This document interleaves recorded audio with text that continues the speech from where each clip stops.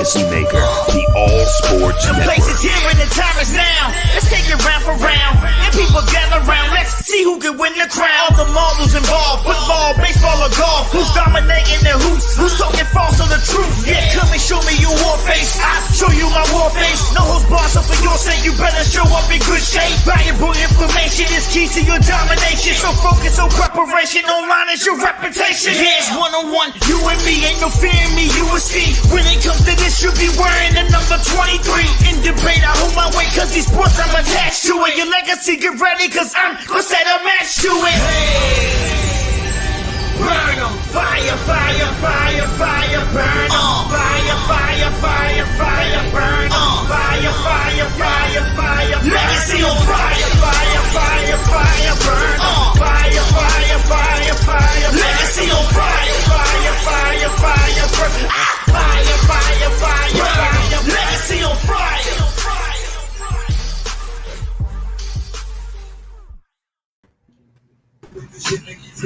What is up, ladies and gentlemen? Welcome to another episode of Legacy on Fire. Here, is that Buster out here? Buster. Somebody went full Buster Rhymes on that bad boy. That right now. That might be me. That might be. I think Russ went full Buster Rhymes, ladies and gentlemen. Welcome to another episode of Legacy on Fire, episode 27 here on the Legacy Maker Sports Network, and I'm so glad to have you all here with us for another one. This is a good one because for the first time in over a year, our man, the myth and the legend himself, the Stat Man, is back on the air with us. I'm gonna start off first. Russ, what's up, brother? Not much, man. Just chilling, hanging. Just chilling. Doing my thing. Statman is in the building with us today. Also, of course, my man on y'all screen, maybe to my right or left. Well, obviously, I don't have nobody on the other side, but rocking the Pittsburgh Pirates hat today. Got a little Colin Kaepernick going on the tee. We got Mr. Lamonte Thomas. How you doing, sir? What's good, man? What's good? Glad to be back on, man. Let's get it. Let's go. Let's magic. Go. Very busy week last week. And then, of course, the man, myth, and the legend himself, rocking the Yankees hat today, Mr. James Brown. What's going on, man? Another good week. Let's get it going. Yes. And, of course, the man that everybody knows, the knowledge is beyond his years, ladies and gentlemen, Mr. Cody Stewart. How you doing, sir? Fellas, what a night. What a night. You know what I'm saying? With the boys, with my boy Russ rocking the Giants. Let's go. He came to play. Let's go. I would have been here sooner, but y'all do it on Wednesdays. I got to watch my AEW. I'm just saying. Yeah, hey, it's funny that you say that. It looks like we might be going Thursdays on for the next couple of weeks, man. And I think Cody can attest to this. Little man is playing softball right now. Playing baseball right now. He got practice on Wednesdays, so that's gonna take Wednesdays out of the equation a little bit. Yes, but that's all right though. We still gonna be in the mix, and we still gonna come. Now, before we get rolling, just to give y'all a heads up, WrestleMania is coming up in 2 weeks, and our WrestleMania Legacy on Fire will be coming soon. And we'll give you we'll let you know who the panelists for that bad boy will be as we get closer. But WrestleMania Legacy on Fire coming soon. All right, now with all that being said, and we've done our introductions, we've got a lot to get into. We've only got a couple of topics, but they're big topics. It's a lot to kind of wrap around your head here. But let's go ahead and start off, ladies and gentlemen, with quick takes. And the first quick take of the day. The NCAA bracket. Well, I don't know how y'all bracket is doing, but mine is looking really rough since my champion is gone. They decided they didn't want to play anymore, ladies and gentlemen. I don't know why they decided they didn't want to play anymore, but they are officially gone from the tournament. So with that being said, I want to go around real quick, check to see how y'all brackets are doing, how you feeling about your brackets. LT, I'm going to start with you. How do you feel about your bracket right now, bro? Well, I am a March Madness head, man. So, I'm going to tell you about my best bracket so I can make myself look good. I do have one bracket where I'm still in the 87th percentile. I got 24 out of the 32 teams. I had 9 out of the Sweet 16. So we're okay. The max I can have is 5 out of the 8 with 5 out of the 8 and then 3 out of the 4 in terms of the final 4, man. But let me tell you what hurt me, man. Richmond actually got me, man. I took Iowa deep. In this one bracket, I have Iowa State in the final 4 instead of Iowa. But it's tough, man. Richmond got me. And then Michigan came back to bite me because I just knew Colorado State would get them in the first round. So it's crazy. Of course, nobody predicted St. Peter's in here. The Peacocks killing it. So yeah, man. But be on the lookout for UCLA. That might break me. So I think those 4 guards, that UCLA, what is it, UNC matchup? That's gonna be really tough. We got Johnny Juzang, he's the dude. Jamie Jacquez, you got Jules Bernard, and of course the little feisty guy Tiger Campbell. Man, look out for them. They made noise last year, and I'm looking forward to them to go deep again.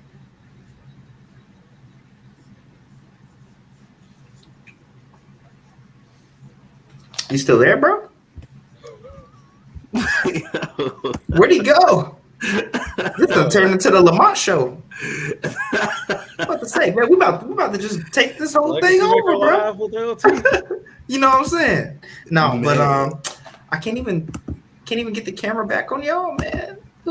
What is going on? All right, LT. I mean, you gotta. Yeah, I know. I gotta run the show now. You gotta run the show. There it is, man. Well, we'll go to Cody. Well, what you got for the? Yo, when I tell you my bracket is trash. Okay, garbage. Trash. Okay, listen. I only have 2 Final Four teams left. Should have known that it was going to be trash when Kentucky lost in the first round. I told you I was the one that killed us. We talked about this when we gave our predictions. Right. I don't know why I trusted Kentucky. Kentucky hasn't made it to a Final Four in like 7 years. This is true. Okay? Like I don't know why. They're finally not dependent on freshmen, right? Every year it's freshmen for them. This is the one year that they have like veteran guys. So I would maybe they think need to go back to the freshmen, all right? Maybe because it's just bad. I think right now, we are in the Sweet 16. I think out of that, I only have about maybe 7 teams left in the Sweet 16. It's just my bracket is messed up, and I picked Auburn to win it all, and they ended up losing in the second round. So, as of right now, with me being a Duke fan, now I can actually really root for them to win it. They won't, but still, my bracket's just trash, man. Yeah, don't feel bad about that. My bracket, I also picked Auburn to win, so it's not looking too pretty right now at all. I don't know why they treat me like a stepchild, but that's okay though. That is okay. Now I know I went disappearing for a second because my computer said no, they don't care. That's why you got to have a backup plan in case. And good job, fellas, for keep carrying on the show. So James, I know you actually went. I'm guessing you went or you didn't go. No, I ain't went yet. But all right, well, go ahead, James. Go ahead, James. What? So I don't know who else does it, but I did try the little tournament challenge joint again this year. And right now, my main bracket, somehow I'm still like in the 90%. I don't know. Let's go. I don't know how, but I had on the bracket, it was crazy. The only one I have out in the Final Four so far looks like was Arizona and Kentucky. So like Final Four, I'm still like halfway there. And I thought Gonzaga was going, Gonzaga had me scared for a minute because Arkansas was up 5. But, it looked like it might be back to pulling that thing back together. We'll see. But, man, this is, like we said in the beginning, this is one of those years where it's wide open. Anybody can win this year. All you need is the hot hand one night, couple games in a row, and anybody can take this one. Mm-hmm. And shout out to the Peacocks. Nobody even knew where St. Peter's was. Is it even St. Peter's? Nobody knew where St. Peter's was. Hold on. Peacock. They go run Jersey. He's the only one. That's why he is the stat man, but he's the only one. Because he Jersey bred. That's why. Wait a minute, different. I'm not gonna lie to you. I thought they were from Florida. I'm not even gonna sit here and lie to you. No. Russ know what's up. When I first saw it and they were the Peacocks, I had flashbacks to the Fresh Prince episode when Carlton was the mascot and they was in school. I was like, who are these people? I had no idea. I was like, wait, we're getting conned right now. But the Peacocks are doing their thing, man. We'll see what happens. Maybe they could go all the way. Who knows? It's that type of year. Russ, what you got? Man, I didn't even bother filling out a bracket. I just I'll make the graphics for the guys this year, and I'll just watch the tournament. I ain't want to go through the headache of that stuff. But I'm happy as all hell that I got a team from Jersey in the Sweet 16 right now. Yeah, well, I'm glad somebody got Cinderella. I'm glad somebody got their wish. It would be our luck that Coach K goes in there, and then maybe now they're trying to find some little magic It started. Things started. Why'd you say it like that? I'm just saying, Coach. That way, Coach. I'm a little bit worried. You know what I'm saying? Like, but hey, I had them going to the championship game, so if they win it, I'm all good with Coach K going out on top. I really am. Truly. I want to see that rematch. I want to see that Gonzaga rematch, and I want Duke to get him again. Can I just say though, the ACC didn't look too hot this year, in my opinion, as far as like the regular season goes. And to have 3 teams in the Sweet 16 now, shout out to Miami. Okay, knocking off Auburn, UNC taking down Baylor. I mean, and Duke obviously moving on. And the great thing about it, if you're an ACC fan, these teams wouldn't meet until the Final Four because they're all in different regions. So, I mean, that's very, very interesting, something to watch out for as the tournament continues. Miami grown, too. They be dunking on people. I'm telling you, disrespectfully. Man. Remember, and I can never say their coach's is it Jim Laga Zega, or I'll get destroyed. Yeah. But I know he used to coach at George Mason back in the day. Yeah. He was the coach when that George Mason made that run to the Final Four. Not Final Four, to the Elite Eight that year, I think. 5? No, they might have went to the Final. Wait a minute. I think they did go to the Final Four. Yeah, they did go to the Final Four. They did go to the Final Four. One of those years that they went to the Indiana. Yeah. I want to say that was 05. That was 05, 06. Time is flying. We getting old, fellas. That's what that is. We getting old. Next one.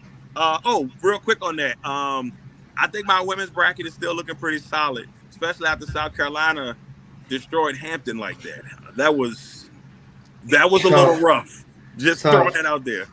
Yeah, mine is decent. Mine is decent too, but they took my homegirl out. They took the female Steph Curry out, man. I really like. I know. I really like for Iowa. I was watching. I was grilling and watching that game, man. And what is her name? Oh my gosh. I'm looking it up right now because I forgot what her name is too. Yeah, they took her out number 22. They took her out, man, because she had a struggle game. But the crazy part is she still had a triple-double in the loss. That's how good she is. Clark, that's it. Caitlin Clark. She was 1 rebound away from a triple-double. And she was the worst game I've ever seen her play. Crazy. Yeah. Well, like I said, the bracket still seems to be a little bit wide open. I mean, the men's bracket, I believe Gonzaga's playing right now, if I'm not mistaken. So down by 3 to Arkansas. By 3 to Arkansas. I had Arkansas losing to Vermont, and Vermont almost had me, man. They were looking good, man. They did me dirty. I thought about that one too. I'm in the 92% for women, the women bracket though. So y'all just bragging on here tonight. That's all I'm doing. We killing it. Just so y'all know, that was the 06 tournament. George Mason lost in the Final Four to the yeah. So it was right. So it was 05, 06 year. Okay, I knew it was something right in that range. I think, man, that's crazy. It was the 06 tournament because that was Florida's first back-to-back. I was a freshman at VCU, and I couldn't. I remember how mad I got because every time we went to the GMU game, they was just trying to crap on us, man. I ain't like that.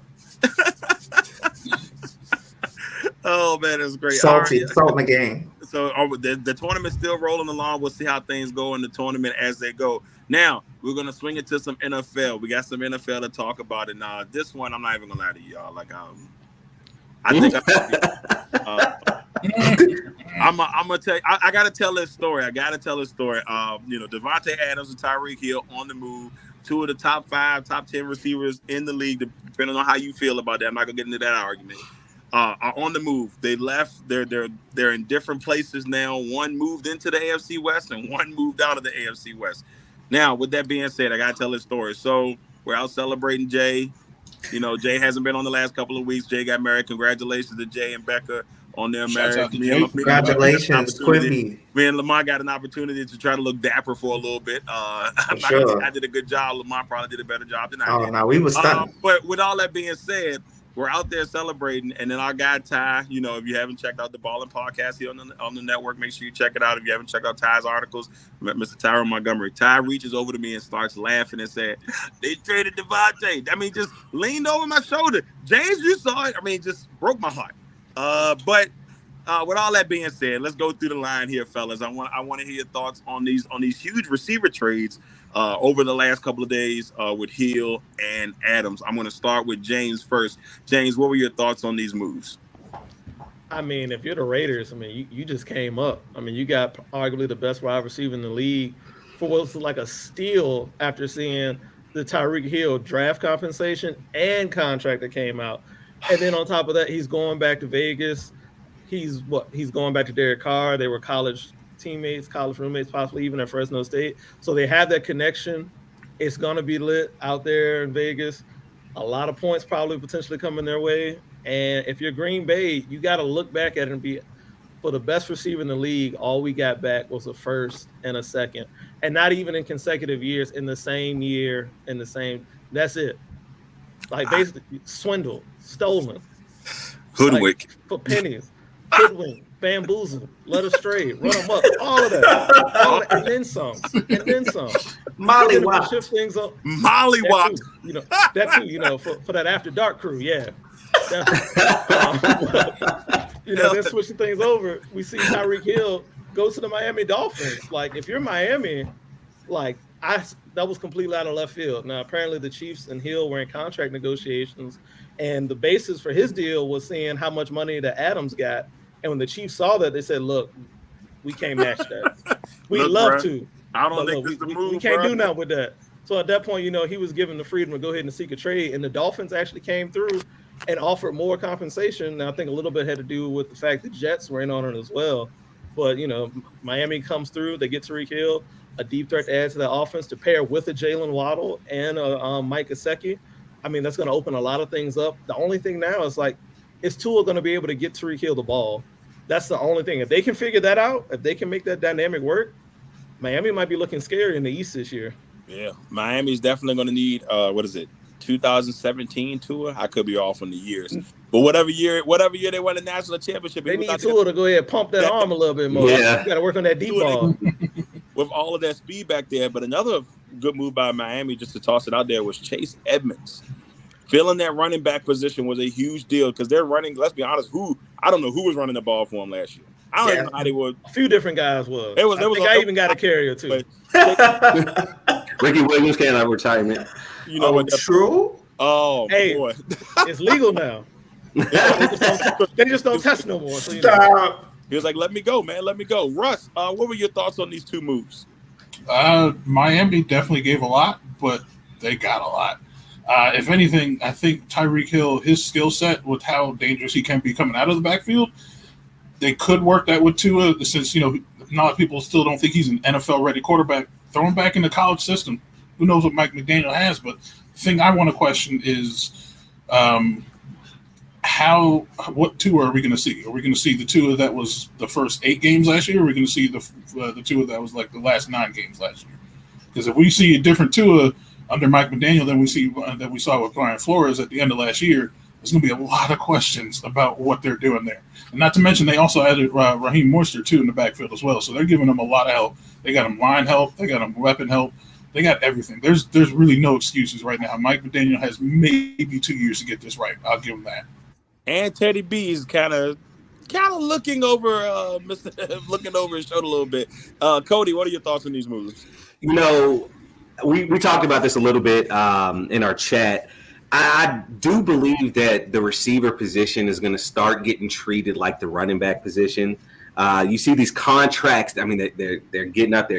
I mean, we're getting close to $30 million a year for some of these top receivers, and I just think that seeing what we've seen come out of the draft in the past few years, seeing guys being able to just be plugged in and doing really great on a rookie contract, I think a lot of teams are going to start looking at it and say, do I really want to pay this player $25, $30 million a year when I can get somebody on a rookie contract for 4 or 5 years? But with that being said, seeing what the Dolphins were able to do, and this is backing it up even further. If y'all remember last year, the Dolphins had the 3rd overall pick. San Francisco traded up from 12 to 3, okay? And then Miami said, you know what? I want to get Jalen Waddle. We're going to have to trade back up. So they ended up trading the 12th pick and some more to get the 6th pick with Philly. But if you factor in everything, even what they gave up to Kansas City for Tyreek Hill, they still have Tyreek Hill, Jalen Waddle, and San Francisco's first-round pick next year. So with all of that movement, they still come away with 2 great receivers, a young receiver and one that's already established, and a first-round pick for next year as well. So I think that was great movement by the Miami Dolphins, and basically saying, Tua, you have no other excuses, man. Like, if you can't put it together this year, we're moving on from you. We're finding somebody else. In regards to the Davante Adams trade, look, man, when you're paying a quarterback like $50 million a year, man, with Aaron Rodgers, look, it's going to have to be some sort of movement, man. But I will say this. The quarterbacks that are getting these close to $50 million a deal contracts, these are guys that have proven that they can do it without, I guess, a top-tier receiver to some extent. But with Davante Adams going to the Raiders, that should help out Derek Carr so much more because he never really had that threat last year. And they made the playoffs last year. They get Chandler Jones in the offseason, and now they get Davante Adams. They should definitely be a much better team. Sorry, Lamont. Yeah, you apologizing to Lamont. You apologize to the wrong person. Let me go ahead and extend that apology. I will share that apology with you, Mr. Owens. I appreciate that. Yeah, but in terms of, I'll talk about Tyreek first. In terms of that, him going to the Dolphins, I do like the move a lot for the Dolphins. Cody put it really eloquently when he talked about what they really got in terms of last year, getting Waddle and then getting Tyreek to go with it. Of course, the question mark is Tua, but Teddy B is waiting in the wings. So if something does happen, he is more than capable. So there's that. And then I just really like what the Dolphins have been doing the last couple seasons in general. They've been making a lot of moves, but like defensively, I still think if that team reaches their potential, which we saw a small taste of it last year towards the end of the season when they were making that run, towards the end of the season, that's what I thought their defense would look like all year long. If their defense can really get out there and look like that, like it may be a problem in the AFC East because the Patriots are still trying to find their way, and Buffalo right now is a bully that hasn't been challenged. So if Miami can get it together, man, that's a scary look for them offensively. And then when it comes to the Raiders, I hate to say it, like the Raiders were the team that I worried about the least, yet they were already still a problem, right, in the AFC West because they did make the run to go to the playoffs with all that turmoil they had last year. They lose Ruggs. It looks like they lose their coach. It looks like that there's no way up. And for some, who knows how and why, they end up getting to the playoffs to get a first-round matchup. And it says a lot to a team that, really was devastated at the core. But you add Davante Adams, right, to a leader who Derek Carr has proven to be. Chemistry already there. It's definitely a potential for some success. And I don't like it as a Broncos fan at all. I can understand completely. I mean, with Hunter Renfrow already there, and then you got Darren Waller. It's just Waller. Yeah, I mean, it's just it's AFC West. That's all I really can say about that. I will say this about the Davante Adams situation on my end. I will say the one positive was we were able to sign pieces that we were not going to be able to sign before letting Davante go. Able to bring, and Russ, I know Russ will make fun of me because he kept saying Rasul Douglas going to be my receiver. But, we got Douglas back. We're able to get Tunyon actually signed back. Guys I thought we all were going to lose. So we got all the pieces around it, but then you're missing your number 2 piece. That's the toughest part. Tyreek Hill situation on my end, I look at it and say, man, the Dolphins seem prime. They seem prime. But Kansas City is really smart in this situation. And I believe, Cody, you brought this up when we were talking about it. It's smart for them because, Juju comes in there. I think Juju's going to have a resurgence with Let's be honest with you. He hasn't really had – Big Ben has been towards the end of his career. Not terrible at times, but you're going to have Mahomes throwing you the football. You're going to get all of those balls that Juju – I think they felt confident enough knowing that we got Juju coming in. Hardeman can kind of give you some of that burst. I think you're gonna have to watch his attitude, though. Right, that's gonna be huge, though. But you know what? Jackson Mahomes is there, so they can TikTok together. You wanted to say that, didn't you, Cody? I did. No, I think Jackson getting shipped out. I think Jackson got shipped to LA. I do want to add on to your point real quick, Dio, in talking about Juju. One thing that we saw with Juju when he was with Pittsburgh was when Antonio Brown was there, Juju was balling out. Antonio Brown leaves. They do bring in Claypool, but still, Juju, his numbers started to decline.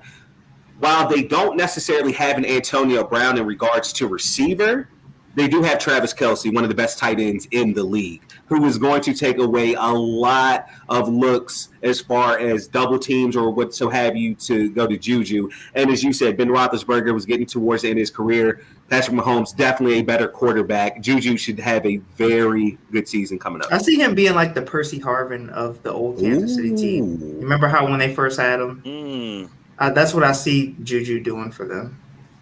Yeah, man, it's especially we know that the word that they've actually looked into Seattle on receivers, especially since that fire sale or semi-fire sale they've been having on it there. So it's gonna be interesting. And the crazy thing, guys, like we're only week 2 of the NFL free agency. It has been wild. It hasn't slowed down at all. Next topic that we're going to talk about, and it continues with that, is that NFL quarterback carousel. I mean, this thing has been all over the place. I mean, we've seen guys jump here and jump there, and this person's here and this person's there from week to week. At least for the last 2 weeks, day to day, I should say, we don't know where this thing is going. So I want to talk to you guys about this NFL quarterback carousel because it has been wild.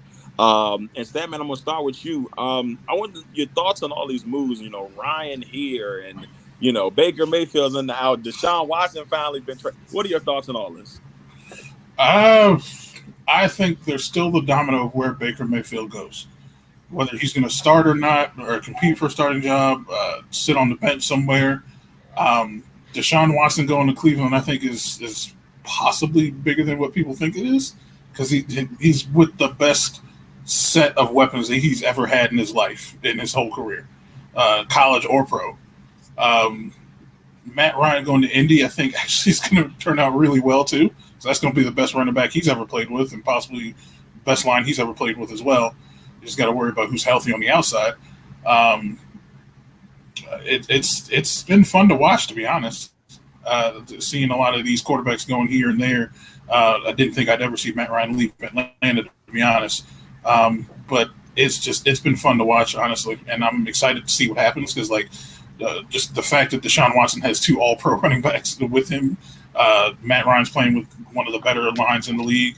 I'm waiting for where Baker Mayfield falls because depending on where he goes, he could go to a team that may be looking for a quarterback in the draft, and that could change some draft plans and some picks and see some other kids fall further than they probably were expecting to. But I think that domino is going to fall hopefully soon. It should fall before the draft, and if it doesn't, then I don't know if Baker Mayfield's going to have a job next year. James, I saw the tear coming out of your eye. I'm going to let you.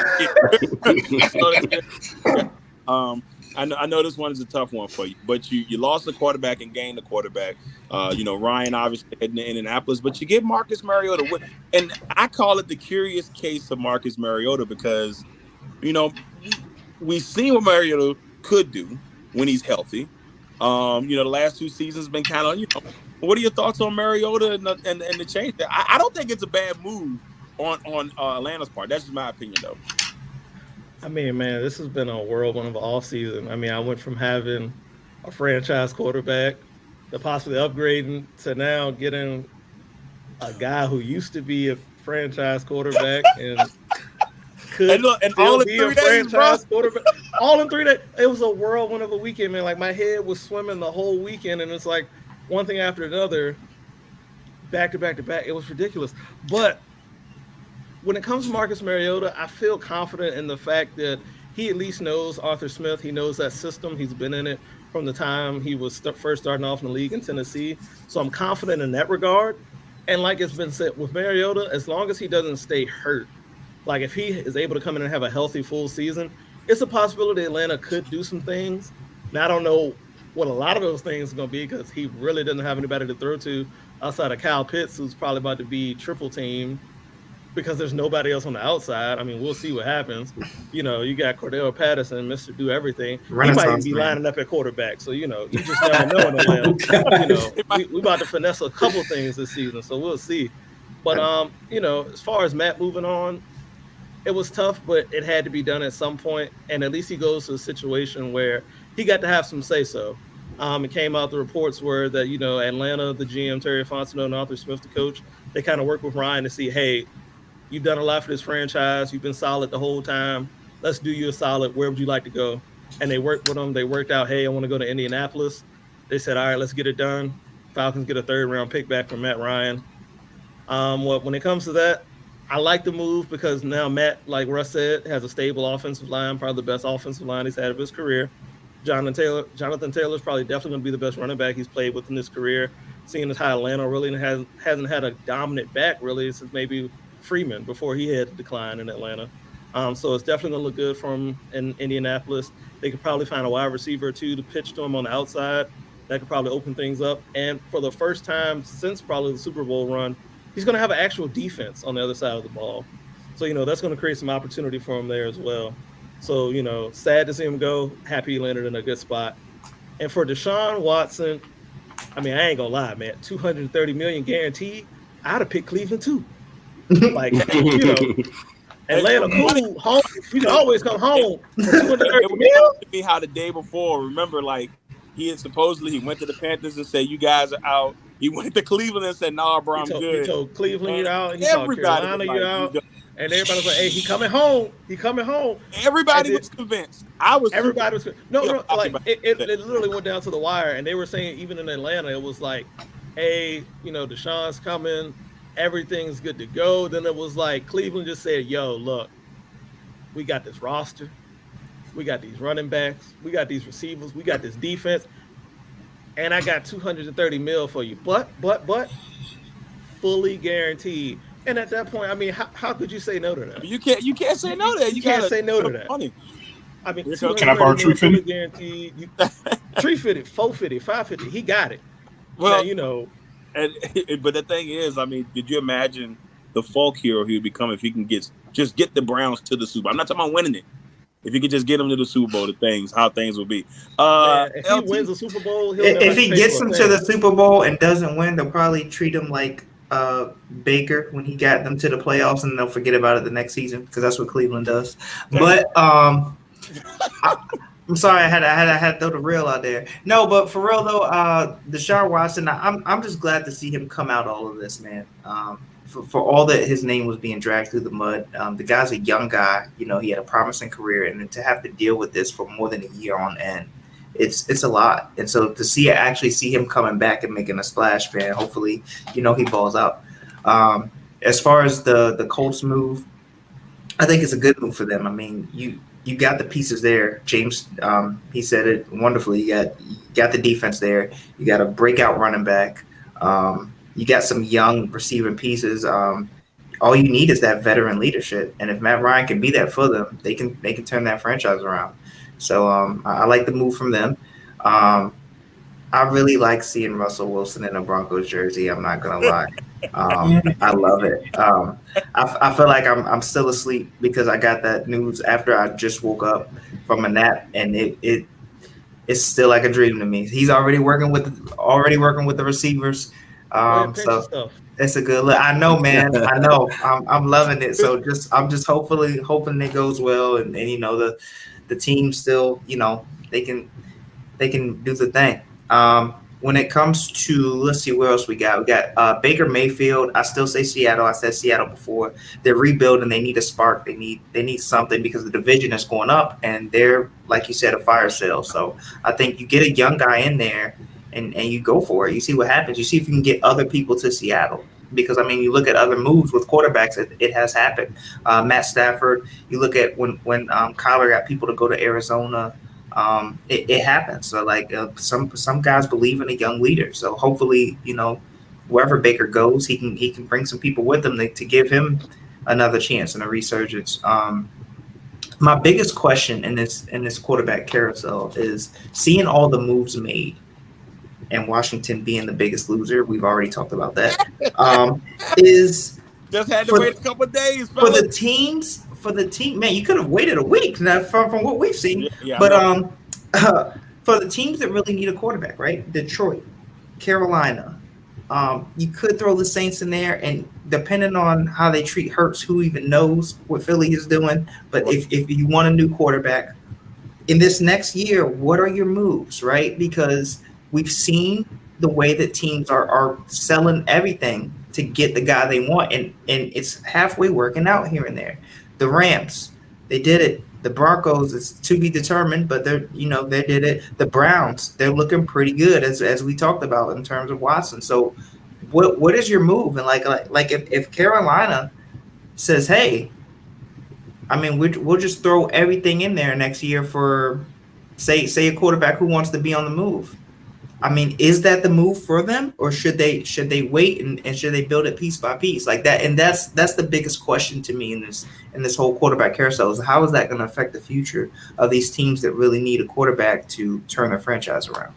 Cody, what are your thoughts on this quarterback carousel? I mean, it's been wild. So I mean, the two moves I absolutely love is Matt Ryan going to the Colts and Deshaun Watson going to the Browns. I'm going to talk about the Matt Ryan one first.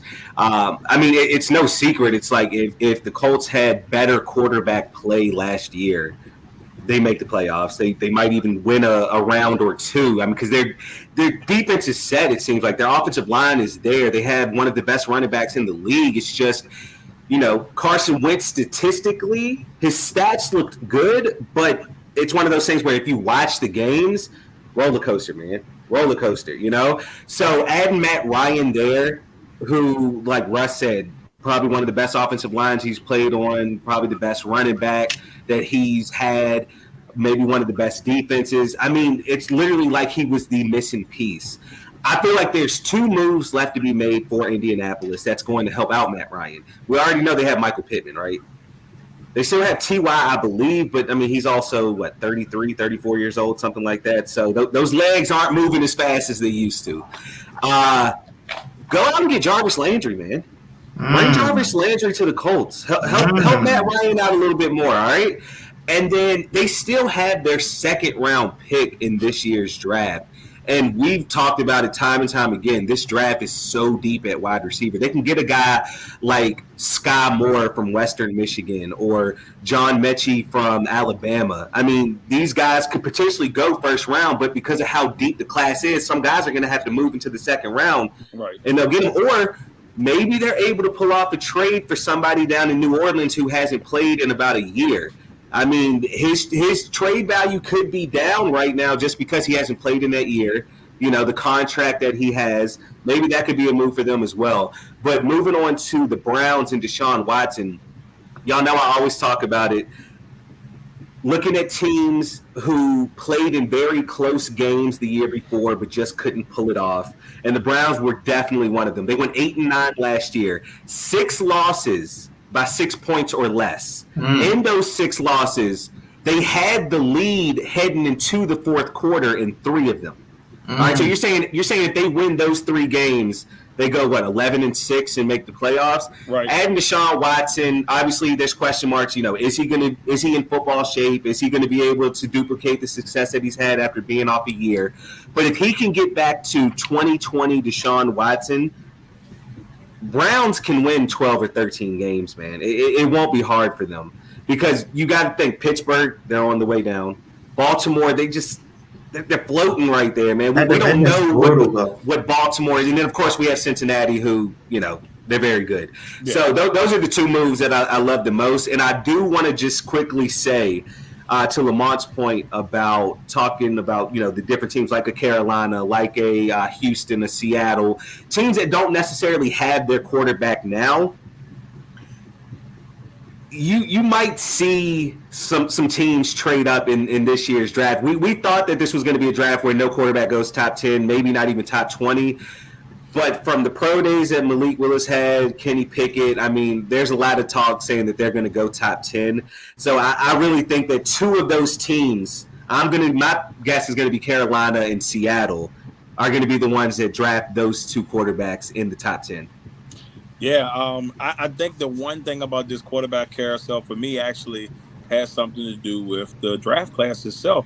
Because I think it feels like it hurts it. I don't know why, but I feel like all these moves are being made because maybe they didn't trust what they had in this draft class. And that's the vibe that I've gotten from this. I mean, just so much movement. Now obviously Willis has come out the last couple of days and made himself, probably the number 1 pick at the current time, number 1 quarterback at the current time. So it's going to be fun to see, man. The quarterback carousel has been wild. All I care about I guess now I ain't got no choice, but that my quarterback decided to stay. So because I ain't got nothing else right now. Next week, you'll catch all of us in Green Bay for our tryouts. So make sure y'all check that out here on the Legacy Makers Sports Network. I'm getting my knees iced up now so I can be ready. Let's go. Bro, you got money to get to Green Bay? We're going to figure it out. Hey, he's sharing ownership. You know the fans do, man. Stop playing. Yeah, I mean, but that's... Tell them come bring the jet. Yeah, I don't know. Oh, whatever. All right, next one. Let's go to the next topic, ladies and gentlemen. Now, with all this movement that has happened in the offseason here, I know this is kind of early, but there's so much movement, and it's just interesting. This is just going to be a fun one for us. Top 5 teams in the AFC and the NFC as of right now. I'm intrigued to see what you guys got on this one. Cody, I'm going to start with you on this one. Give me your top 5 NFC teams and give me your top 5 AFC teams. Hey, real quick before I say that, I just want to give a quick update. Arkansas is up 8 against Gonzaga with 2 minutes left. Dang, Jay, I know Jay picked Gonzaga to win. So, yeah, it's not looking good for the Zags. But, busted. So here are my teams. So I'm going to start with the NFC real quick because I feel like the NFC might be a little easier just because all the talent went from the NFC, it seems like, to the AFC. So for the NFC, I got to start off with the defending champions, the Los Angeles Rams at 1. With Tom Brady coming back, I'm putting Tampa Bay at 2. I had the Green Bay Packers there at 3, the San Francisco 49ers at 4, and the Arizona Cardinals at 5. That's my top 5 as far as the NFC goes right now. And now the AFC. Have some fun with this one. I flipped a couple coins, just to see. But I got the Buffalo Bills as the best team in the AFC right now, man. I really do. I just feel like they've had a quiet offseason, but bringing in Von Miller is absolutely huge. They got Roger Saffold on that offensive line now, which is absolutely huge. So I love the moves that they've been making. I'm going to go with the Super Bowl runner-ups, the Cincinnati Bengals. I'm going to put them at 2. They really attacked that offensive line this offseason, which is absolutely big for Joe Burrow, who got sacked about 628 times in the playoffs alone. I'm still putting Kansas City as the 3rd team and still the best team in that AFC West. I can't go against Mahomes, man. I just can't. And Andy Reid, it's just hard to do for me. At 4, shout out to my boy LT. I got the Denver Broncos sitting at number 4 in the AFC. And then to round it off, Las Vegas Raiders at 5. Wow. Yes. I'm telling you, it's hard. It's a really hard one. LT, you heard the love there. What are your thoughts here? Top 5 NFC, top 5 AFC. I'll start also in the NFC, and I could say, man, me and Cody, we're right there. We're really close. So, number 1, I'm gonna go with the defending champs. What did Ric Flair say? You want to beat a man, you got to beat the man. The Rams are it right now. They add was it Joe Noboom takes over for Andrew Whitworth. That was the big thing. So they re-signed him. He comes back as left tackle. You got Allen Robinson. The signing, still got OBJ in the air. So they even, they thought of everything. So you lose Vaughn, yeah, but right now I still got the champs. Number 2, for 40 days, I dropped Tampa Bay. And Tom said he ain't. So I said, well, he's number 2. Because he's done it so many times. And then with Tom becomes all the re-signings, right? You got Chris Godwin comes back. The center Ryan Jensen comes back. You got you get the center Ryan, you get Jensen, you get Fournette, you get they love signing people from other teams named Shaq. So you get Shaq Mason from the Patriots at guard was a good pickup. You got Russell Gage coming over for the Falcons. I'm sorry, James, but it's a good look for them. And you got that big old sign. Is the Gronk bat signal going to be in the air? Is he coming back? We don't know. So I got Tampa Bay at number 2. Number 3, I'm going the 49ers. That defense is just so nasty, man. Like they are gritty, and like they can, if it's a grinding game, it's their pace all day long. Jimmy G. We still don't know what's going on. Like a lot of people were, thinking that he may be on the move. Does the shoulder surgery hold that up? Does it deter people? We don't know. We don't know what he's going to look like. But that defense enough, man, and the running game is always there. Number 4, I'm going to go the Green Bay Packers. All right. I know a lot of things that happened, Darrell. I know it's crazy, man. I know you're not seeing what you want to see. But as long as number 12 is in that uniform, 2 MVPs back to back is not by accident. Okay, this man can throw open a soda machine, right? Like the guy is he's an absolute beast, and as long as he's playing, the Green Bay Packers are going to have a chance. All right, still got a lot of pieces on the defense. We'll see, man. And then number 5, I got the Dallas Cowboys. You know, they did lose a lot, but you know they re-signed DeMarcus Lawrence. They got Michael Gallup back. You know, they signed Dante Fowler. And I feel like they're one more defensive piece away for being that defensive beast that we saw last year, right? If they get another rusher or somebody who can help out in the box, I really think that Dallas is going to be doing some crazy things defensively. So we're going to go AFC. AFC number 1, I do have the Buffalo Bills. I feel like their additions, man, is really scary. They're a couple seconds away from beating the Chiefs, and who knows what happens after that, right? So you got Von Miller. Like he said, Roger Saffold comes on. Then that defensive line, right? We saw a lot of holes here and there. They add Jordan Phillips, Daquan Jones, Tim Settle, right? Like they've attacking the parts that sometimes failed them last year. So I got the Bills at 1. Jamison Crowder too. That's a sneaky little addition. They lose Cole Beasley maybe, but Jamison Crowder fills right in there with that system. You got number 2. I got the Bengals. That offensive line, man, they re-up for real. Alex Kappa, Ted Karras, you got guy from Dallas, Collins. Yeah, La'el Collins is there. So that was the biggest concern. The Bengals 2. I got number 3 is from here on down, Darrell, it's all AFC West, which scares the crap out of me. But I got the Chargers. I feel like they are coming. Khalil Mack. All right, you add Khalil Mack to that team who's already was figuring it out with the young defense. They had J.C. Jackson, which me and Cody called, and I hated that we got it right because now he's opposite of a young Asante Samuel Jr. Who was balling last year. So now that they have one of the best secondaries in terms of the outside, that's going to be big in that division. Yeah, so I got the Chargers at 3. Number 4, I did go Denver Broncos. I do think that if Russ is Russ, playing at that MVP level, that the Broncos with that defense that they have can make a push. And then number 5, I got the Kansas City Chiefs. Yeah, they lose Tyreek, but they still have a dude named Patrick Mahomes who's really, really good. And I don't know if I can actually put the Broncos in front of them until they beat them because they haven't beat them in a long time. So I got Kansas City at number 5. All right, Russ, what are you looking at here? Top 5 AFC, top 5 NFC. Well, NFC is going to be pretty quick because it's pretty much, I think it's the exact same as what Lamont had. Number 1 is the Rams. You can't do anything until you beat the champion. You bring back Matt Stafford, who was I didn't know if he was going to be that much of a game changer to win the Super Bowl, but it proved to be the right move to win the Super Bowl. Tom Brady, number 2 with the Bucs. It just works. Tom Brady is the consummate professional, taking less money to build around him, and they still win with whoever they have. Number 3, I have the 49ers because of their defense, not just because of their offense. Their offense is okay. They lost Mostert, who was pretty good in the backfield for them, but that defense carries them a lot better than number 14, which is the Packers. Packers have absolutely nothing at wide receiver. Sorry, boss. It's just the truth. And that defense isn't as good as the 49ers, which is why I have them 4.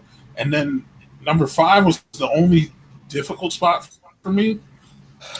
Because I was going between 2 teams, and one of them is fighting with their franchise quarterback in Kyler Murray, and the other one is set with their franchise quarterback and their running back, for that matter, in Ezekiel Elliott and Dak Prescott. So I have the Cowboys rounding out number 5 in the NFC, which, God help me, pains me to say, but I'll deny that every time.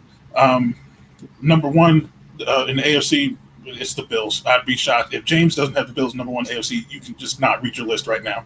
The Bills have the best defense. They got better with Von Miller. They had probably one of the better overall offenses, if not the best, as far as at least numbers wise. With Josh Allen and becoming almost an automatic MVP contender.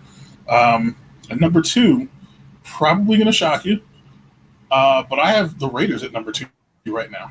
I just like what they're doing right now with their offense and the combination that they have with just Devontae Adams playing with a quarterback not only that he knows, but a quarterback that he actually likes. With Derek Carr going back to his college days, He like Aaron. not 100%, boss. You know that. You know they didn't get along a lot as much as Derek Carr does. But like that connection, like I put a lot into that connection. Maybe I'm putting too much into it myself. But when Devontae Adams was balling in college at Fresno State, it was because Derek Carr was playing with him, and he's always wanted to go back home to play with the Raiders anyway. He's going to be happy. He's got a couple million reasons to be happy. So I think he's going to do just fine there. At number 3, I'm sorry, Lamont, but I actually have the Chargers at number 3 myself. Was it the J.C. Jackson addition that you talked about himself? Khalil Mack on defense. So J.C. Jackson and Samuel don't have to cover that much because Khalil Mack is actually rushing the quarterback. Makes it a lot easier. And then also another young MVP candidate in Justin Herbert with Mike Williams, Keenan Allen, Austin Eckler, all still coming back to help him out. Number 4, I didn't drop him too long. They did lose the Super Bowl, but I have Joe Burrow and the Bengals. I do, of course, like everyone else, love the additions that they have at the offensive line, but until I see them prove that they can play together and actually still protect them with all those additions, I'm not going to put them higher than 4. I almost put them at 5. And then number 5, honestly, God, I flipped a coin so many freaking times I couldn't choose who I'd want to put at 5. So honestly, God, I have a 3-way tie between the Chiefs, the Browns, and the Broncos at number 5. They all did because like they all did things that I kind of liked, but they all did things that I kind of didn't like. Well, maybe not the Broncos so much. I just don't know. But like the Browns adding Deshaun Watson, huge move. They still kept the other core on their offense. Top 3 offensive line: Batonio, Conklin, Jedrick Wills all together. The Chiefs, honest to God, I almost didn't even put them in my top 5 because they lost so much, and that defense is still a bottom tier defense. And they still haven't resigned Tyrann Mathieu. They barely kept their left tackle when they put the franchise tag on them. So like. They almost didn't make it because like I haven't seen them address almost anything on the defense. Yes, the offense looks fine. Juju Smith-Schuster isn't too much of a downgrade from Tyreek Hill. He's not as fast as him, that's for damn sure. But like again, and also I want to note that these rankings for me at least were pre-draft rankings. So I'm hoping at least Kansas City can address something on the defense because if they don't fix that defense, of course for you. But if they don't fix that defense. I don't know how many fourth quarter comebacks Patrick Mahomes has in him because like he can't keep bringing them back because it's going to cost him a lot. It's going to cost him his longevity. I don't care how rich he's going to be. He's not going to be able to play that contract out. You got to keep pulling out a rabbit out of the hat. All right, James. Let's round it up, brother. Who you got? NFC and AFC. Who your squads? All right, starting things off with the NFC. I got at 1 the Rams, defending Super Bowl champs. Got them at number 1. Number 2, I have the Buccaneers. Tommy Boy's coming back, so easy cakewalk through the NFC South. Go ahead, give him that crown now. Number 3, I have the San Francisco 49ers, who, depending on how Shanahan gut feels that day, maybe it's going to be Jimmy G, maybe Trey Lance. I don't know if they figure out their quarterback position. They might can vault up in between, 1 or 2. You just never know. 4 is interesting. I took the Vikings at 4. I mean, I know what a lot of people bag on Kirk Cousins. But, I mean, we got to look at it. He got Kevin O'Connell to come over as the offensive coach now. He's got an offensive-minded coach in Minnesota. Kevin O'Connell comes from that Sean McVay tree, which stems from Washington, where Kirk Cousins thrived in that system, and now it's coming to Minnesota. So I think Cousins, with the system coming over from Connell's offense in Washington, plus he's already got Thielen, he's got Jefferson, Dalvin Cook in the backfield. The Vikings added Zadarius Smith, pass rusher from the Packers on the defensive side. I feel like Minnesota could be a sneaky pick this year. And then rounding things out for the NFC, I have the Packers. I did drop the Packers to 5 because you still got to respect that they have Aaron Rodgers. Well, Rodgers doesn't have much to throw to right now, so I dropped him to 5. It's gonna be us. We're going out next week. I ain't gonna lie. If it's us, they might drop to 6 or 7. But at least we might still compete for the division. But it is what it is. And I would probably say honorable mention for the NFC. I'd probably put the Cardinals on an honorable mention at 6. Switching things over to the AFC side, a little bit more interesting. I'm still keeping the Chiefs at 1. I don't care what y'all think. I don't care what y'all say. I don't give a damn. Kansas City right now, they have the best quarterback in the league. They have the best offensive coach in the league. They have experience, and that counts a lot in this league. They have the experience of tight games, winning close games, winning big games, winning all of that. We just saw them beat the Bills last year with 13 seconds left on the clock to tie the game up and then win it in overtime. That counts for something. I don't care what pieces you do or don't have. At the end of the day, that experience counts for a lot. I'm keeping the Chiefs at 1. Not to mention probably the draft compensation they just got for Tyreek Hill. They're going to double up on that defense, get things back popping. Number 2, I do have the Bills at number 2. Josh Allen, revamped defensive front. They definitely going to make some things happen this year. I have the Chargers at 3rd. We see when they're able to do on offense, if the coach stops gambling on 4th down, they might actually make the playoffs, maybe win extra games here and there. At 4, I have the Denver Broncos. Definitely like them bringing over Russ. Finally got another franchise quarterback to lead that team. Last time they had one, they won a Super Bowl. We'll see what happens. And in 5th, I have the Las Vegas Raiders. Yes, the AFC West is going to be a tough one this year. Whoever comes out of the AFC West, they're definitely going to have to earn it. It's going to be a battle all the way through to the end. And I would say an honorable mention in the AFC, it's going to be a tie between the top 3 teams in the AFC North and the Bengals, the Browns, and the Ravens. Who they? I know a lot of people are giving a lot of Bengals love, but we got to remember the Ravens lost a lot of guys last year due to injuries. So that team's coming back this year, and they're going to be at full strength. Lamar's coming back healthy. J.K. Dobbins is coming back healthy. Marcus Peters coming back healthy. Opperson, Marlon Humphreys.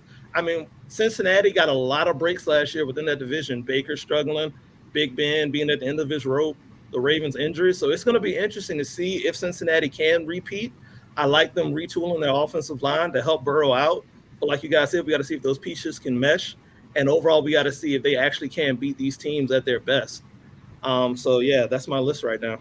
Ooh, I'll tell you what, you mentioned the Ravens, and I got to throw this out there because, that Ravens team was fighting towards the end of the last 6 games. They were the number 1 seed with like 5 games to go. Then Lamar got hurt, and it was just a different dream. And Lamar's going to come back ready to roll. He sees all this quarterback changing. He see all the movement. He could be out here screaming for money. And Lamar took a seat back and hasn't said anything about the money. I feel like this could be Lamar's best year coming up. So watch out for that. I'm not saying I'm not going to put in my top 5 of them, but like dark horse. I know it's crazy for a team that was a couple games away from easily making the playoffs, but they're going to be ready to roll next year. So I agree with you 100% on that, James. All right, so NFC. All right, so easy. Rams, champs. Tommy B is back. So that's 2. 3 is where it gets murky for me. I'm not gonna let my Packer fanship put them at 3. But if I had to go, boy, I guess I will go with San Francisco at number 3. Number 4, I guess I'm gonna put Dallas. Because Dallas still kind of pretty much together. I mean, they pretty much still got everything. You lost Amari Cooper, but you kept everything else. You did lose a key offensive lineman and Collins, so that one will be kind of interesting. But I'm pretty sure Dallas will find a way in the draft to grab somebody that can maybe come in and do what they need to do there. And then I'll have Green Bay at number 5. I want to put Arizona there, but I'm just going to put my boys there because I'm a little bit biased. All right, now AFC. First of all, this team right here going to shock the world. I got the Houston Texans. All right, those are jokes. Those are jokes. All right, I'm trying to start off my comedy. I'm sorry. I'm going to head out, bro. That was exit. No, the mom was like, whoa. Davis Mills is about to go off. No, number 1, I got, and this is tough, but I got Buffalo at number 1. And, but I love Josh Allen. And I feel like that pain of these last 2 years, I know you can't keep saying it after a while, but each year it's just like the pain is different. And I feel like eventually they're going to catch a break and they're going to make that move. So I had them going to the Super Bowl last year. That may change before the season starts, but right now I got them at number 1. Number 2, I love what the Bengals have done here in the offseason. So I'm going to put the Bengals at, number 2, because if all they have to do is just protect Joe Burrow, and I think the rest will be fine. They did sign Eli Appleback. I do not know why. But that is something that is baffling my mind right now. But I like that move. Trash. And number 3, I like the Raiders. The Raiders trifecta of Adams and down goes Gonzaga. Arkansas just beat them 74-68. So if your bracket is Gonzaga, you might as well just toss that thing to the side. But I like the move, Renfro. I'm a huge Renfro guy. I've always felt Renfro to me gives me a lot of Edelman vibes. Edelman, every ball that came in Edelman's way when Brady was there, he caught the ball. And Renfro doesn't drop the football. He makes big plays all the time. I've been a huge Renfro guy, so I love that. So Adams, Renfro, and then Waller, when healthy, they're going to be dangerous. I like that they added Chandler Jones in the defense. I hope they keep that thing going there. So I got them at 3. At 4, Josh Jacobs is still there too. Yeah, that's true. At 4, I got the Chargers because I like what I've seen from the Chargers. I think that J.C. Jackson move to go along with Khalil Mack and Joey Bosa, that defense they got to be scary, especially with how good that division is going to be. And then at number 5, I'm going to still give love to the Kansas City Chiefs. But they're just a really good team. Even with the loss, I still think they're going to be good. I really wanted to put Denver there, but I don't want to give them everything yet until we see what that chemistry is like. But they're going to make the playoffs, though. That's just my opinion. I hope so. All right, everybody. Those are the AFC and NFC top 5 teams that we got right now. Like I said, the draft still has to come. OTAs, preseason to get there. This is all going to change probably before we get to that point, ladies and gentlemen. All right, now we got one more thing left to talk about before we hit the Put Out the Fire segment, and that is the NBA. Now, the NBA is getting closer and closer to the playoffs here, but I wanted to kind of do a wild card thing here. There's a lot of great players in the NBA right now, and I wanted to know from you guys if you could take a collection of the NBA players. It doesn't have to be from a team, but I just want to see who your starting 5 would be. If you could pick any player from the NBA, who your starting 5 would be. James, I'm going to start with you. Who is your NBA starting 5 if you can pick from any team in the league? All right, I ain't gonna lie. I don't know how well this team would have to figure it out. There's a lot of guys like to do a lot of the same things, but if they could come together, I feel like they could work magic. At the point guard position, I gotta go with Ja Morant. Young, upcoming guy, loves to explode to the rim. Also developing his 3-point shot. That's gonna pair well, in my opinion.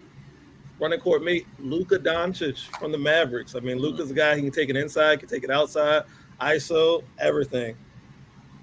At the 3, I got to go with LeBron still. I mean, even at age 39, still near the top of his game most nights. He can't do it every single night like he used to back in the day, but I still got to give him his credit. I'm still keeping him at my starting small forward position. On number 4, I went with the best player in the league, Giannis Antetokounmpo. I got him protecting my rim, got him catching a couple lobs maybe from LeBron. It's gonna work magic. And at 5, I took Joel Embiid. I'm not gonna lie, for chemistry's sake, I was thinking about taking Jokic, the Joker, from Denver to kind of shake it up, maybe be a distributing big. But I went with Embiid, a guy who can bang down low, but can also step outside, knock down the 3, set a couple picks here and there. I feel like if they could figure it out, like I said, there's a lot of guys that like to slash, cut to the basket, but if they could figure out a way to make it work, this team could make magic happen. I'm not gonna lie to you. That Jake sounds it could be beautiful. That's a dangerous team you got there, sir. Definitely a top defensive team. That Ja Morant. Doncic is a top defensive team? That's bro. He the only one that ain't really playing defense. I'm about to say he's getting cooked. He's one guy that don't play defense, but I got Giannis on the back end to help. That's true. I got Giannis on the back end. So if you get by Luka's he's getting smoked. He's barbecue chicken. You got a Giannis. And guess what? When you come to the rim after you done made your chicken, Giannis swatting your plate and saying, "Get it out of here." Facts. There it is. I can stop and pull up though. Just saying. He blocking that too. All right. I'm taking my guy. Cody, my guy. NBA starting 5, brother. Hey man, it's clear I'm going the opposite route of what James did, man. Hey, outscore me. Good luck. That's all I'm saying. So give me Steph Curry at the point guard position. I mean, it only makes sense, I'm just telling him to shoot threes. That's all I want from him. You're just shooting threes. At the shooting guard position, a guy I feel he's getting some love this year, but I don't feel like he gets the love that he deserves. DeMar DeRozan at the 2, all right? At the 3, small forward, come on, Mr. LeBron James. Come on, he has to be there. At 4, the Slim Reaper himself, Kevin Durant. Hey, I get it. You got Giannis. Giannis ain't guarding KD, dog. It ain't happening. All right, and then too soon.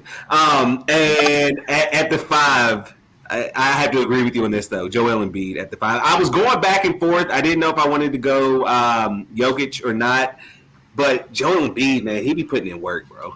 So that's my starting 5, and no doubt about it, we're probably averaging about 170 a game. So nothing like good luck.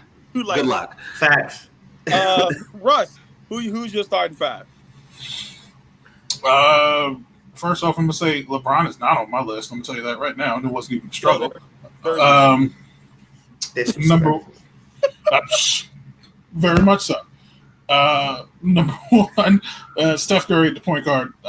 It was either him. I was debating him or John Morant.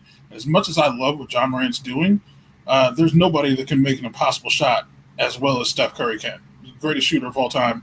If he's playing, if he's in the league right now, he's going to be on my team. Number 2, because of also his offensive skill and even with his lack of defensive skill, I have Luka Doncic. It's hard to stop someone who's 6'7", 200 some pounds at a shooting guard when he can just bowl you over anyway.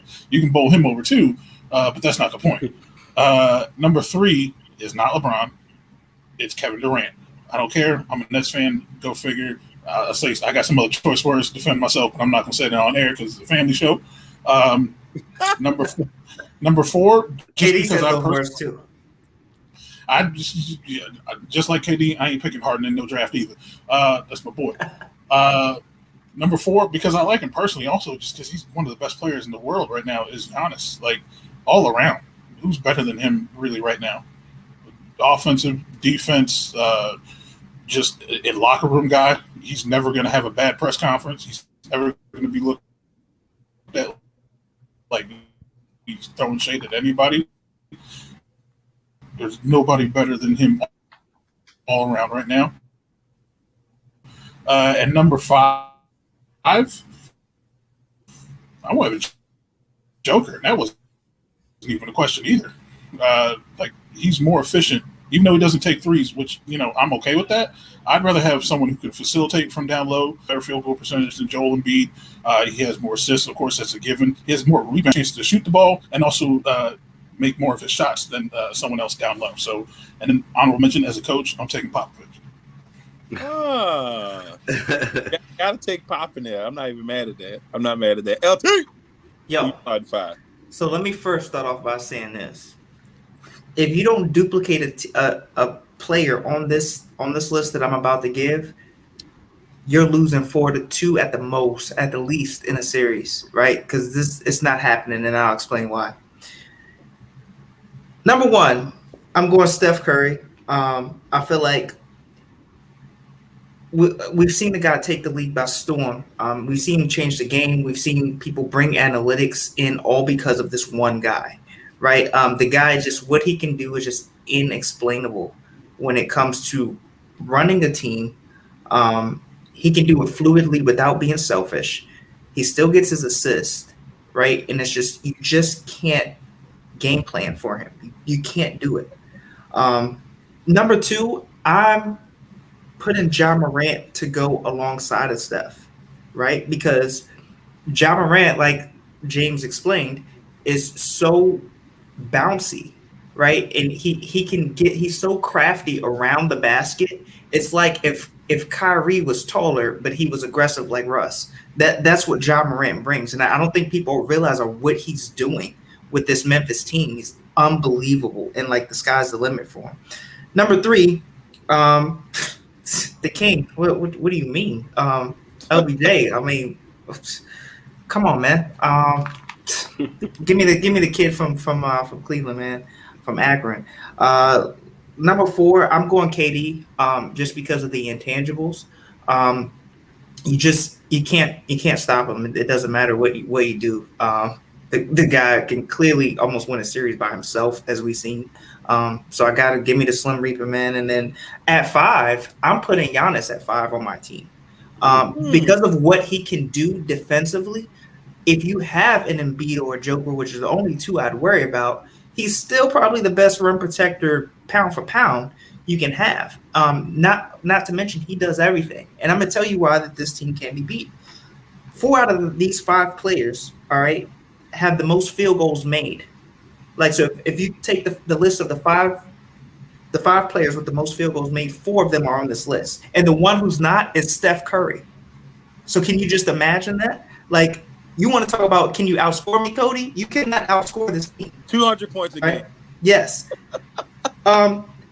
Also, I have 30 assists per game with these 5 players. Each of these players averages at least 6 assists. That's down to Giannis, even averages 5.9 assists a game right now. So can you imagine, like, they can actually share the ball and go one-on-one. They can do it any way and every way.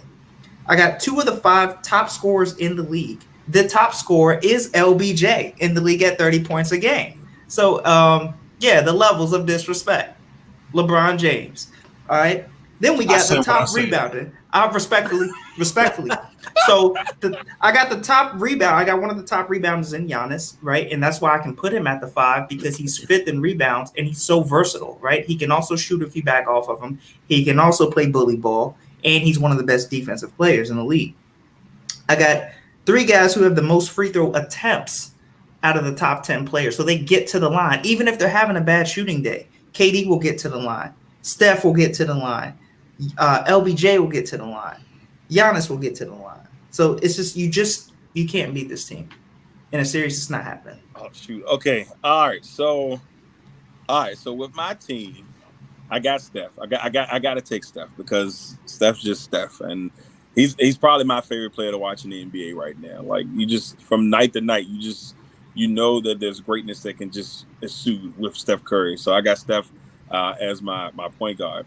Number 2 is tough for me because I was kind of looking in the Ja and the Luka kind of way, but I don't think I want Luka on my team because I'm not, when he waited till Porzingis left and then he starts balling out. I feel like he's one of those guys. He could be the Russell Westbrook of this generation. Just tossing that out there. Really good individual player for a long period of time, and then eventually, I'm not saying he gets moved, but is he going to be enough to win that championship for Dallas down the road, or is he going to be just another great NBA player? You know what I'm saying? So in that aspect, I'm going to go with Ja because Ja's just different. Then at the big man, I like Joker. I like a big man that can kind of do a little bit of everything. And I like Embiid. I almost went Embiid because I need that rough and toughness on there. But I like the Joker, man. He could just do a little bit of everything. And then this was tough because Giannis and KD, it's such a split. But I'm a huge Greek Freak guy. So I got Greek Freak at the 4. And at the 3, I need some toughness, bro. I need somebody who just don't care on a nightly basis. Come on, bro. Jimmy Butler, let's go, Jay. Oh, let's do it, Jimmy. Let's go. Let's go, Jimmy. That's why I don't care what anybody. Jimmy almost caught Haslam Taylor last night. I'm about to say, bro, Haslam about to beat him down. On the team. That's what he said, but he didn't say down. Here's the thing: when you got all those other great players, you can afford a Jimmy Butler on this team. I'm going with Jimmy Butler. I like Jimmy though. Jimmy Butler. I'm going with a tough guy. All right, I got to ask you this though: is Rachel Nichols on the sideline or no? All day. Actually, she might be. Yo, I have to sign a contract with the team to be the because we've seen what he can do when Rachel is in it. Yams. Whatever it takes to keep Rachel there, that's what we have to do. And just to throw this out there, I'm putting Spo in my coach because I love Pop, but Spo is a really good coach. And I know it sounds crazy to say he's underrated, but he might be underrated. He might be underrated. And I'm not just saying it because he's my guy, but everybody thought when LeBron left, that it's gonna be trash. They had one rough season, and pretty much since that rough season, they had that one year where they almost made the playoffs, where they went 30-11 after the fact, after starting off 11-30.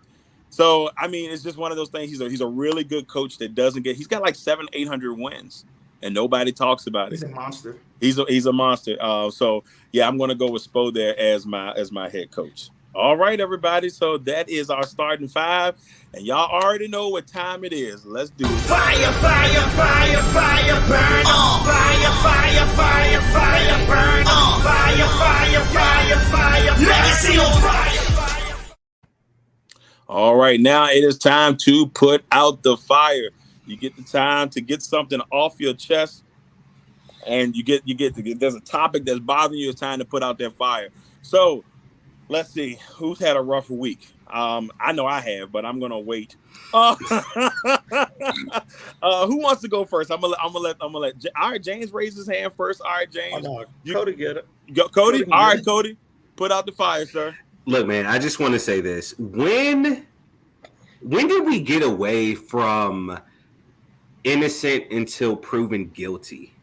You know what I'm saying? Like in today's day and age, it's like guilty until proven innocent. I don't understand it. I'm talking about the Deshaun Watson case. Like, I understand that what he is being accused of, like, it's one of those things where you need like concrete evidence. And even if people have done it, sometimes evidence just isn't there and people have gotten off scotch-free.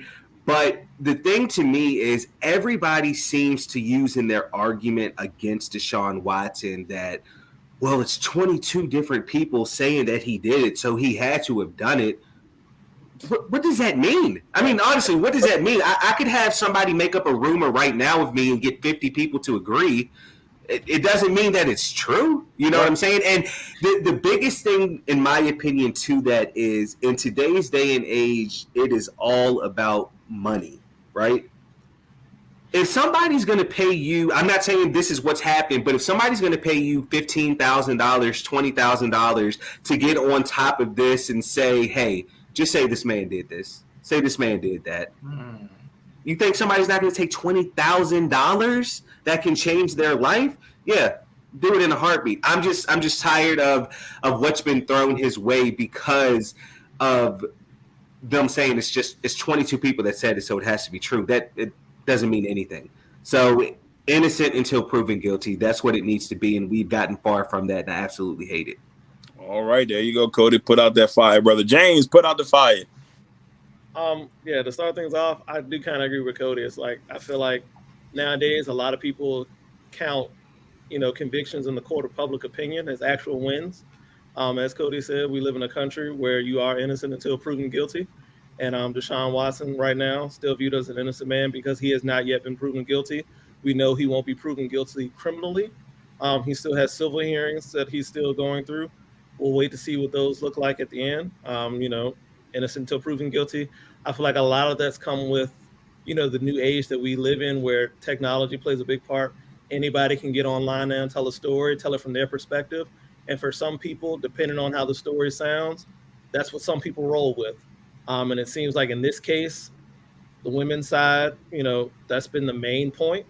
But like we said, we live in a country where it's innocent until proven guilty. If Deshaun Watson is found civilly guilty of these crimes, he should have to pay the penalty for that. If he's found civilly innocent, let him move on with his life. That's my 2 cents on the matter. But to get to my topic, I want to talk about the guy who right now is still on the roster, possibly as Deshaun's backup, Baker Mayfield. Baker Mayfield is a guy who at one point had the keys to the city in Cleveland in his hands, got this franchise to a playoff victory over the rival Pittsburgh Steelers. And now he's a guy who really is a man without a team almost at this point. Nobody really seems to be hot for Baker at this moment.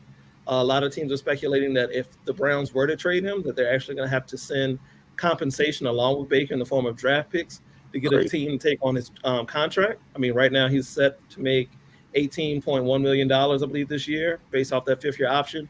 And no, they can't move his contract. Now, some teams have speculated to have interest. They even said the Steelers at one point, they could be interested if he's released. But as far as trading for him, there's no market for Baker. I mean, and this is a guy who, honestly, I felt he's kind of made some wrong decisions. One big one I felt this year that he made, he should have shut it down. I mean, Baker was limping around this year. He had the shoulder injury from the torn labrum. He had the heel injury. He had the groin injury. They were saying it's possibly a knee injury. And this was a guy who just tried to fight through it week in and week out. And he had nobody in his corner to say, look, man, shut it down. Because if Baker doesn't go through this, we possibly don't even see Deshaun go to Cleveland. Right. We possibly see Baker this year possibly signing an extension because it's like, you know what? The last time he was healthy, we got to the playoffs. We won over the Pittsburgh Steelers and came this close to winning over the Chiefs. If they don't fumble it through the end zone, Cleveland possibly scores there and is up 2 scores on the Chiefs. Right. So, I mean, talk about the difference a year can make. I mean, for Baker Mayfield, I mean, it's not looking good, but this is a country also of second chances. Maybe he catches on somewhere else and he learns from his mistakes and he's able to prolong his career. I mean, we seen him do it in college when he went from Texas Tech to Oklahoma and then won him a Heisman Trophy and a #1 overall pick. Maybe he can do the same thing in the pros. We'll just have to wait and see. I throw this in there. It's crazy, real quick, James, before I move to the next person.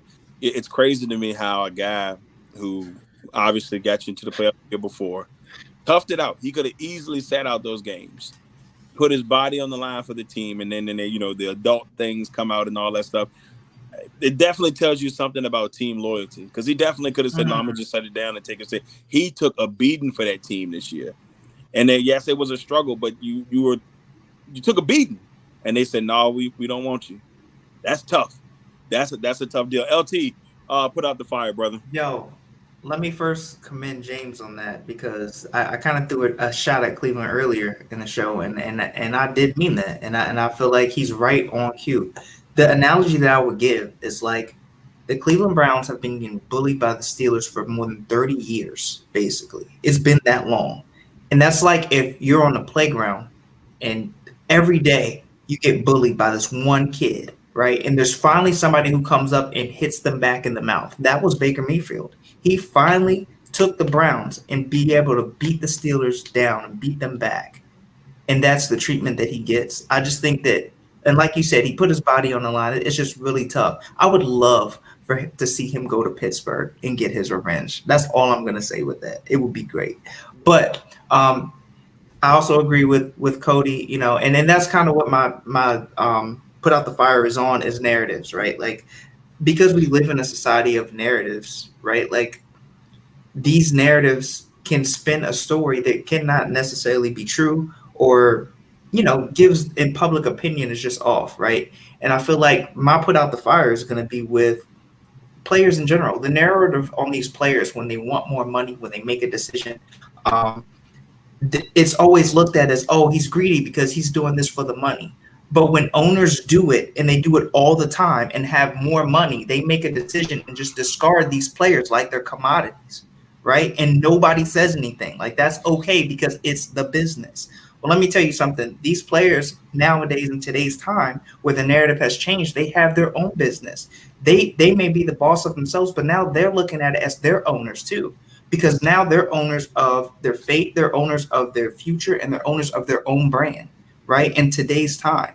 So they're looked at as owners to me, not just as a piece of the puzzle or a commodity, as what they are to these owners. They are owners themselves, right? Of all of their respective accolades. So that's it, man. It's just that we should change the narrative on the way that the players are looked at versus these owners. All right. Russ, put out the fire, sir. Honestly, God, it's been a joy to just kind of sit back and listen to these first three guys talk about what they're saying, because most of what they're saying, pretty much everything what they're saying, I can agree with and fall in line. So with that, though, I'm gonna use mine to do some positive shout out, though. I would say there's enough negativity in the world right now. People are going through some things, whether public and private, but there's still some good things going on in the world. Giants are still horrible. Not one of them. But I want to give a shout out to someone in particular, though, who just seems to be the least hated commissioner of all sports, and that's Adam Silver. How come he doesn't get enough love? Like, you think of NFL, Roger Goodell, everybody and their mama hates him. Been through multiple lockouts, including a referee lockout, or I think that might be that's him, referee lockout too. Gary Bettman, he's been in his office for 20-some odd years now. Multiple lockouts himself. I can't remember who the MLS commissioner is, and that's just because I'm bad memory. It's not because I don't care about soccer. But I bet you they don't like him as much as Adam Silver. So why not just use this my time right now? Don't be mad. You're still crying about Devontae Adams. It's okay. Well, that's actually where. But why not use? I want to use my time to give a shout out to Adam Silver. I ain't mad at it. I like Adams, but in my opinion, he is the best commissioner in sports.